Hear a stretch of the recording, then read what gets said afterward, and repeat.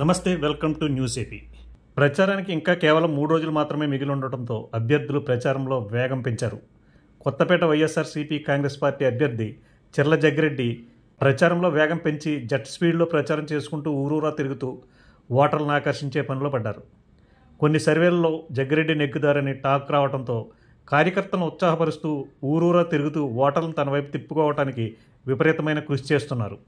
ఒక విభిన్నమైన నియోజకవర్గంగా పేరొందిన కొత్తపేట నియోజకవర్గంలో ఓటర్లు ఎప్పుడూ ఎవరికి భారీ మెజార్టీ కట్టపెట్టలేదు. అలాగే చిర్ల జగ్గిరెడ్డి కూడా స్వల్ప మెజార్టీతోటే నెగ్గుతూ వస్తున్నారు. ఈసారి కూడా విజయం నాదే అంటూ ధీమాతో ప్రచారంలో దూసిపోతూ ప్రత్యర్థుల గుండెల్లో రైళ్లు పరిగెత్తిస్తున్నారు.